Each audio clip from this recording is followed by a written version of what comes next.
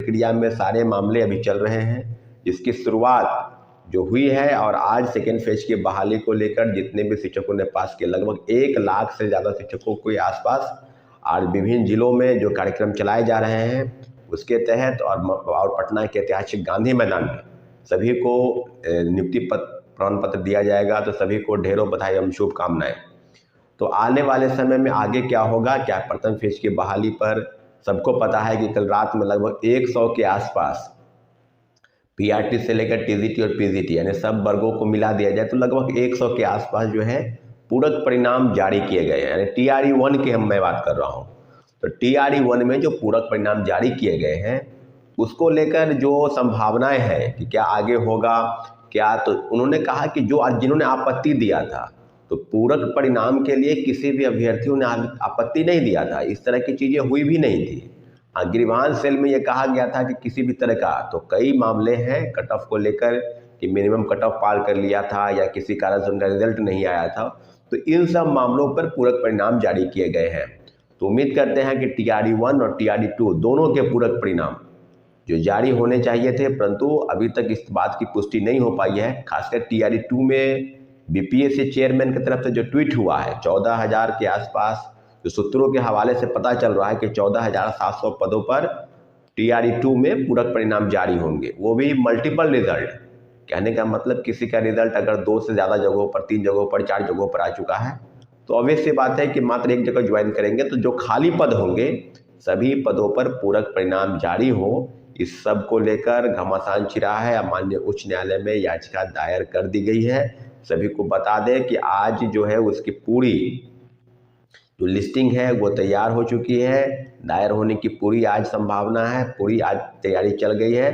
इसलिए जितने भी लोग, और इसके पहले भी कई याचिका दायर हुई, तो सब चीज़ों पर हम आपको अपडेट करा देंगे। लेकिन इतना जरूर है कि टीआरई 1 में पूरक परिणाम के लिए कोर्ट केस के संबंध में जो भी याचिका दायर होगी उसके संबंध में आगे की बातों को लेकर जब भी सुनवाई होगी या क्या होगा आपको अपडेट कराते जाएंगे। लेकिन टीआरई 1 में जो फर्जीवाड़ा हुआ उसको लेकर भी कई चीज़ें हैं कि क्या इस तरह की बहाली होगी जहां से बस नौकरी के नाम पर खाना पूर्ति हुआ, प्रमाण पत्र देखा नहीं गया, कई लोगों के पास गलत प्रमाण पत्र थे डोमिसाइल को लेकर, दिव्यांगता सर्टिफिकेट को लेकर, और खासकर वे लोग जो सीटेट फेल हैं, एसटीटी फेल हैं, और कई हड़बड़ी के नाम पर जो खाना पूर्ति हुआ, इन सब चीज़ों पर अब अभी जो सूची आ रही है कोई ऐसा जिला बाकी नहीं है जहां से फर्जी प्रमाण पत्र के आधार पर शिक्षक पकड़े नहीं गए हों और वो भाग रहे हैं। तो ये कहीं ना कहीं नाकामी है बीपीएससी की या शिक्षा विभाग की कि इस तरह से फर्जीवाड़े तरीके से जो शिक्षक बहाल हुए और आज उनको भागने की नौबत हो रही है, नौकरी छोड़कर भाग रहे हैं। कोई हाथ धोने गया तो वहां से नहीं आया, 5 दिन से गायब है। कोई व्हाट्सएप पर अपना त्याग प्रमाण पत्र भेज रहा है कि हमने रिजाइन दे दिया है पद से। तो कई चीज़ें हैं। अगर आप टीआरई 1 की बात करेंगे तो प्रथम फेज में व्यापक तौर पर धांधली हुई। इस बात की पुष्टि तो कई चिट्ठी या तो शिक्षा विभाग से आ रही है या बीपीएससी से आ रही है।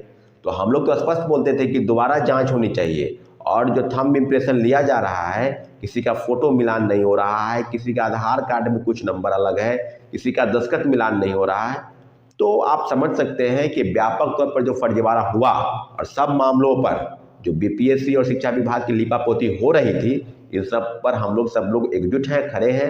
और जितने भी शिक्षक अभ्यर्थी हैं बातों को ध्यान से सुन रहे हैं, क्योंकि एक एक पल, एक एक समय आप लोग का कीमती होता है। इसलिए किसी भी चीज़ पर इधर उधर की बात न करें। और कई आपको वीडियो देखने को मिलेंगे कि ये संदर्भ में ये हो गया है, लेकिन ऑथेंटिक खबर अगर किसी चीज़ की प्रमाणिकता के साथ अगर आप देखते हैं तो आप उसी चीज़ को मानेंगे। बीपीएससी द्वारा और शिक्षक बहाली में जिस प्रकार की चीज़ें की गई और शिक्षा विभाग ने लीपापोती के प्रयास के संदर्भ में काफ़ी चीज़ें सामने आ रही है, तो टीआरई 1 में व्यापक तौर पर फर्जीवाड़ा हुआ। अगर कहीं किसी के पास कोई एविडेंस है या किसी ने फर्जी प्रमाण पत्र के आधार पर नियुक्ति पा लिया है, टीआरई 1 की हो या टीआरई 2 की, तो निश्चित रूप से आप जो है मुझे भेजेंगे, मैं उसके खिलाफ में जो भी कार्रवाई करने का होगा। लेकिन इतना जरूर है कि जितने भी, मेरी बातों को सुन लीजिए, जितने भी फर्जी प्रमाण पत्र के आधार पर नियुक्ति पा लिए हैं, एक एक को विभाग और बीपीएससी बाहर करेगी। और इसके लिए हम लोग ने काफ़ी तैयारी की है। जल्द से जल्द हम लोग बीपीएससी और शिक्षा विभाग को एक ज्ञापन सौंपेंगे, क्योंकि जो फर्जीवाड़ा हुआ टीआरई 1 में और टीआरई 2 में डोमिसाइल सर्टिफिकेट, दिव्यांगता प्रमाण पत्र जिन्होंने बना रखा है उस सबको हम चेतावनी देते हैं अपने इस चैनल के माध्यम से कि आप सतर्क हो जाइए। इसके खिलाफ भी बीपीएससी और शिक्षा विभाग आपके खिलाफ कठोर से कठोर कार्रवाई करेगी। और हम मांग करते हैं कि ऐसे फर्जीवाड़े तरीके से जिन्होंने डोमिसाइल सर्टिफिकेट बनाया है, फर्जी दिव्यांगता का प्रमाण पत्र बनाकर नियुक्ति पा लिया है, सबको बाहर तो करना ही है। उसके खिलाफ आप कठोर से कठोर कार्रवाई कीजिए जो उचित हो। इतना जरूर है कि जिस तरह के फर्जीवाड़े हुए, इतने व्यापक नौकरी दी गई, मुझे लगता है कि देश के इतिहास में किसी राज्य सरकार ने मात्र 3 महीने में 2.5 लाख लोगों को नौकरी दी गई। तो ये बहुत बड़ा उदाहरण है।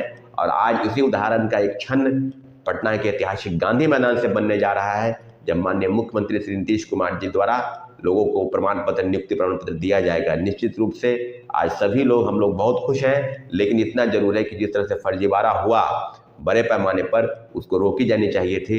परंतु जो चूक हुई है, आज सेकेंड फेज की बहाली से भी कई मामले सामने आएंगे। प्रथम फेज में जो चूक हुई, तो उसके लिए जो फ्रेश कैंडिडेट हैं, जो वेटिंग लिस्ट के प्रावधान आप बता रहे हैं कि नहीं है, परंतु जिन्होंने मिनिमम कट ऑफ को पार कर लिया है, कोई एज के कारण छूट रहे हैं, सब पर पूरक परिणाम जारी होनी चाहिए थी।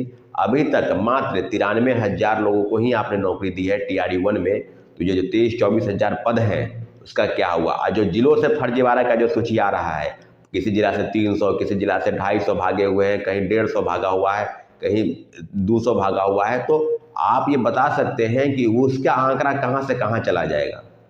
तो आप समझ लीजिए कि फर्जीवाड़े के नाम पर जो हुआ, और जो डाटा के जो बाजीगरी आप कह सकते हैं कि 1,20,000, अभी भी मैं आपको बता दूं कि कितने लोगों को फर्जीवाड़े के लिए कौन दोषी है, इसके लिए माननीय मुख्यमंत्री जी को पहल करनी चाहिए।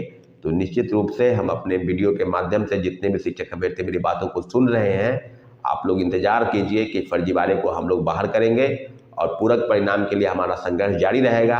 TRE 1 हो या TRE 2 हो, आगे की बातों के लिए हम अगली बैठक बुलाएंगे। हिंदी भाषा की अर्हता जो समाप्त कर दी गई, और सर्टिफिकेट जो फर्जीवाड़े तरीके से सेकेंड फेज में डोमिसाइल हो या दिव्यांगता हो, सभी को लेकर हम बैठक बुलाएंगे। निश्चित रूप से सभी को बैठक में आना है। बैठक की घोषणा जल्द की जाएगी। लेकिन इतना जरूर है कि TRE 1 में कोर्ट केस के संदर्भ में मैं इतना ही कहूँगा कि आप लोगों को इंतजार करना है। जो भी फैसला होगा, हम सभी फैसला को मानेंगे। TRE 1 की सारी चीज़ों पर अपडेट आपको हम कराते जाएंगे। साथियों, धन्यवाद। जय हिंद। हमारे चैनल को आपने सब्सक्राइब